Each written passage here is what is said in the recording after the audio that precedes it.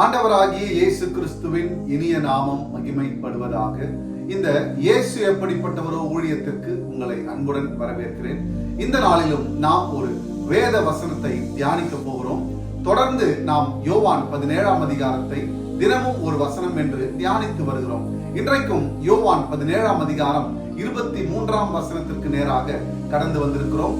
இந்த வசனம் இப்படியாய் சொல்கிறது: ஒருமைப்பாட்டில் அவர்கள் தேறினவர்களாய் இருக்கும்படிக்கும் என்னை நீர் அனுப்பினதையும் நீர் என்னில் அன்பாய் இருக்கிறது போல அவர்களிலும் அன்பாய் இருக்கிறதையும் உலகம் அறியும்படிக்கும் நான் அவர்களிலும் நீர் என்னிலும் இருக்கும்படி வேண்டிக் கொள்கிறேன். எனக்கு அன்பானவர்களே, இந்த இடத்துல நம்முடைய இயேசுவானவர் சொல்லுகிற ஒரு காரியம், ஒருமைப்பாட்டில் நாம் தேறினவர்களாய் காணப்பட வேண்டும் என்று அவர் விரும்புகிறார்.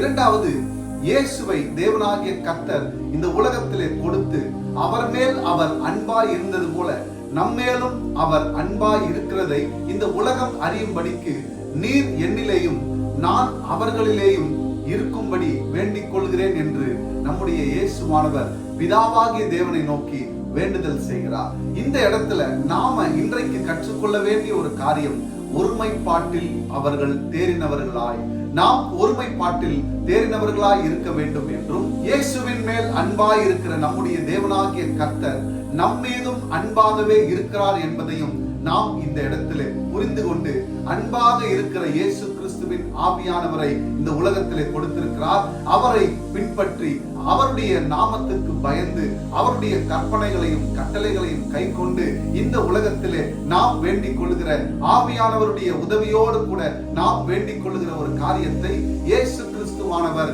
பிதாவாகிய தேவனிடத்திலிருந்து நமக்கு பெற்றுத்தர அவர் மேலானவராய் காணப்படுகிறார். இந்த இடத்துல நாம முக்கியமாய் பார்க்க வேண்டிய ஒரு காரியம், நான் அவர்களிலும் நீர் என்னிலும் இருக்கும்படி வேண்டிக் கொள்கிறேன். நமக்குள்ளாக வாசம் பண்ணவும் நமக்குள்ளாக ஆளுகை செய்யவும் நம்மோடு கூட இருக்க வேண்டும் என்று நினைக்கிற ஒரு நல்ல தகப்பனை நாம் இந்த இடத்திலே மகிமைப்படுத்த வேண்டும்.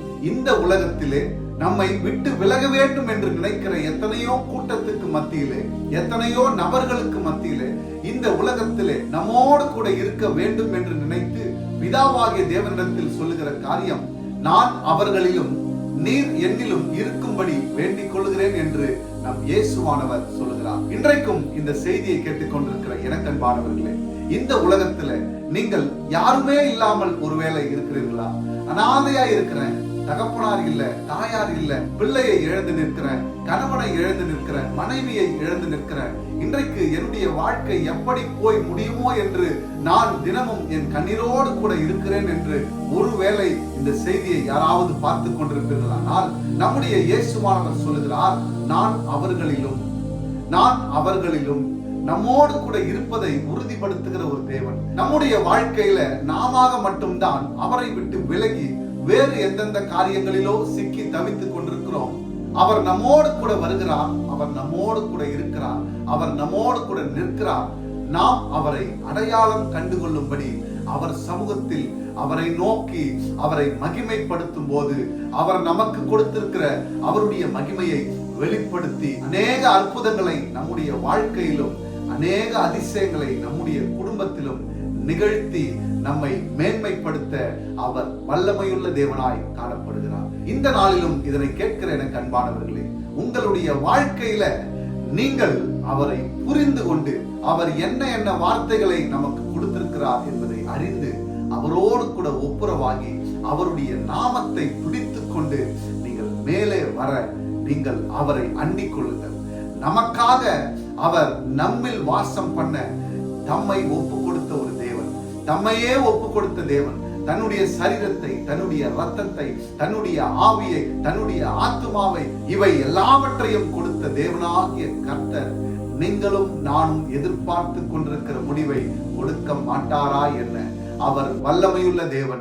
நீங்கள் எதிர்பார்த்து கொண்டிருக்கும் முடிவை உங்களுக்கு கொடுக்கும்படி நான் உங்கள் பேரில் நினைத்திருக்கிற என் நினைவுகளை அறிவேன் என்று கர்த்தர் சொல்லுகிறார். அவைகள் தீமைக்கு அல்ல, சமாதானத்துக்கு ஏதுவான நினைவுகளே என்று எரேமியா 29:11 சொல்லியிருக்கிறாரே.